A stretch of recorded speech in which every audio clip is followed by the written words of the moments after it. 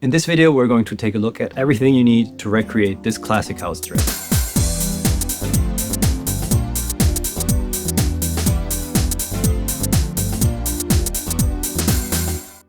Let's first get an overview of all the elements that I used to create this track and then kind of break them down individually in more detail. So we have these drums, starting with a kick drum, which already kind of has a hi-hat on there.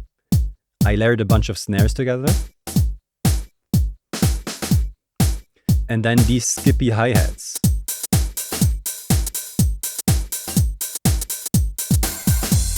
Bassline, coming from a DX7 Classic Lately Bass preset. And then we have a bunch of instrument layers over here, which together like make one sound.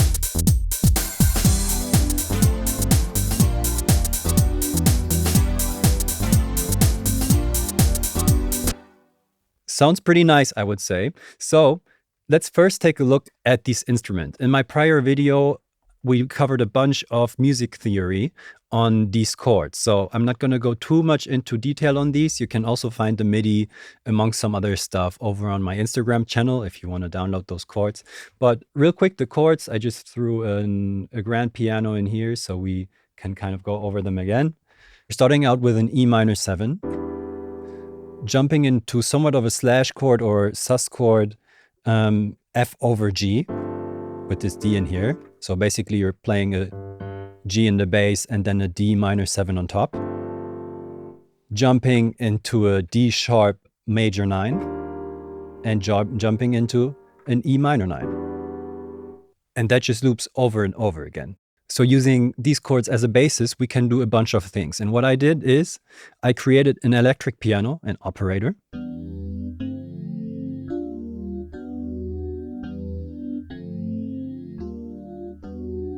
And layered it with some other sounds. So for example, we have a string pad coming from the M1 chamber strings, which will then be also layered with the classic M1 piano. House piano N1, and then like a quirky piano sound which I kind of altered coming from the DX7. So all of these instruments, in order to process them kind of together and make them sound kind of interesting, I just used a phaser and chorus on most of them because that's going to give a nice old school vibe. Together they sound like this, with the drums.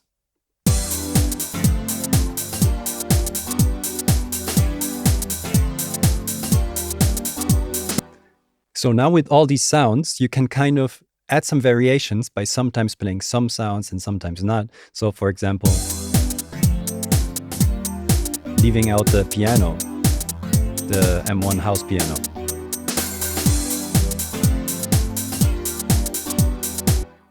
Let's take a look at the bass line. So the bass line by itself is playing the following.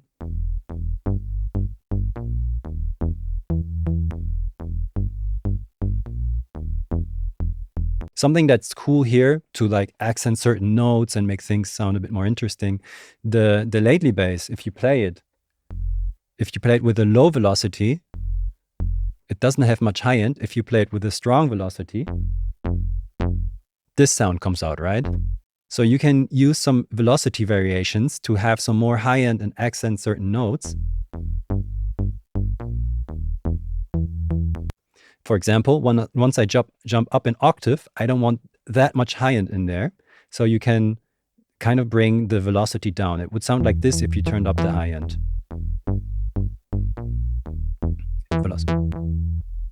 And since the notes are getting higher, there's already more frequency stuff. So I felt like keeping them down a bit, which gives you this soft sound. Let's listen to that in context.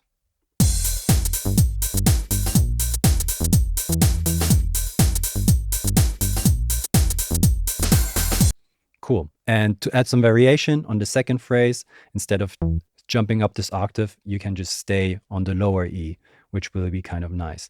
Let's now take a closer look at the drums and have a quick listen. So this is one part of them.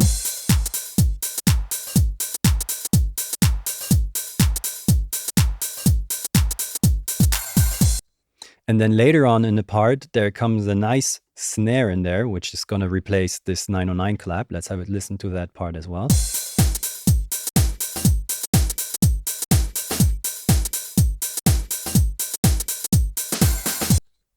So how do we get these nice skippy sounds? I kind of covered a bunch of that in a prior video talking about how to get certain analog style grooves in the box.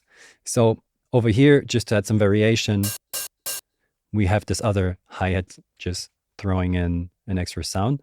Let's listen to that together.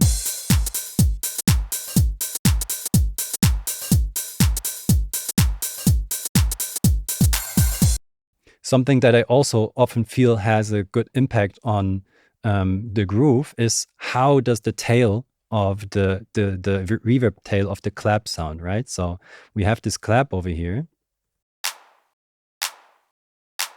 I'm actually compressing the clap to bring down the clap sound, but because of a short release time, the compressor opens up once again, which will have the effect to kind of bring out this reverb tail, which sounds nice.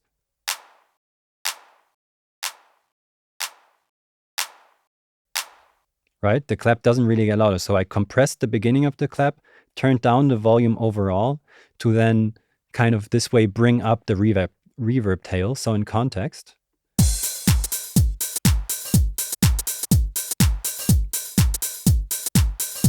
Listen to that. Turning it on.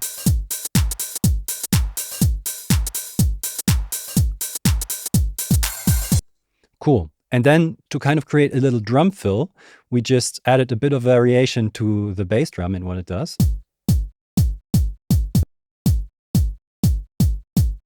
Not that bad. And then down here, kind of to create this drum fill, I added another open hat, which you can see down here.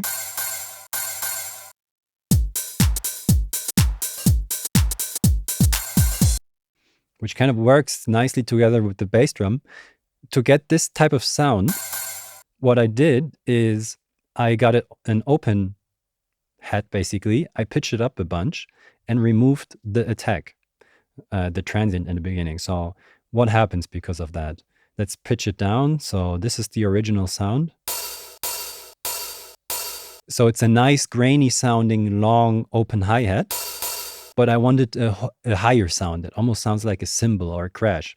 So what I did is I pitched it up, but what you have to do in order to kind of keep the length of the sample is warp it.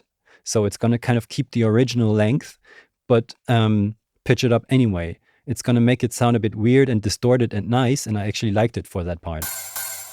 So if we turn off the warp, but pitch it up 8 semitones, it's like short. It becomes like this short hit, but with the warp mode on, kind of stays long. Right? So we can get this, which is quite nice. All right. So then later on, we have the snare.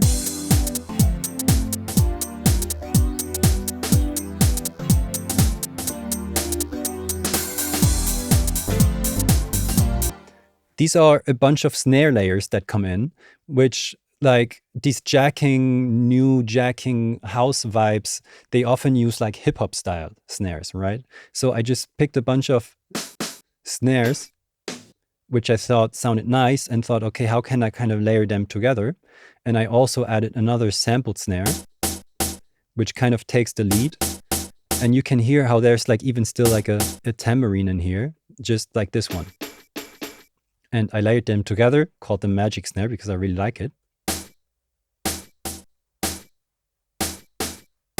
And then you can use any snare layer to kind of fill in some more notes. So you already have some snares which go well with the rest of the drums.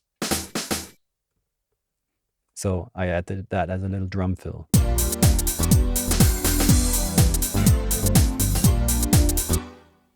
To kind of get a nice segue from these 909 style drums into something a bit more hip-hoppy sounding, we can also add another tambourine sound, which is just like accenting these two notes right here. So in this part, we're just taking out the open hi-hat and just have these. The closed hi-hats playing.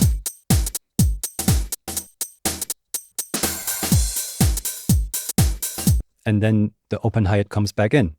We're leaving out the clap because we have so much snare going on, and it's actually a cool shift. You can have different parts playing with the clap and then a different part playing the snare. For example, we can go from this part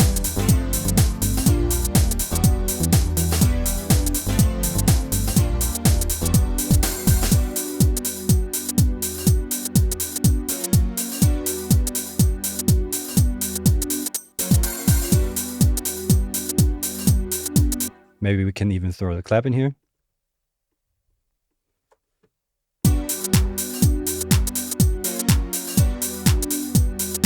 And then go back into the snare.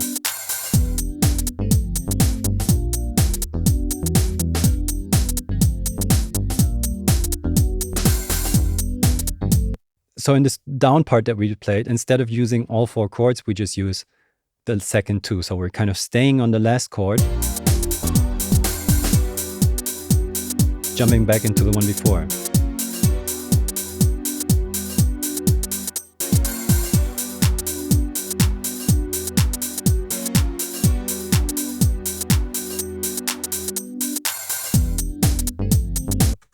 Nice. All right. I hope you found this helpful and picked up some production techniques. In the next video, we're going to look at how we can actually arrange this and turn this into a whole track, adding some more production techniques as well.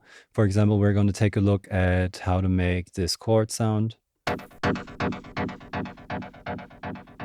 to kind of create an intro. And yeah, I'm looking forward to see you in the next one. Ciao.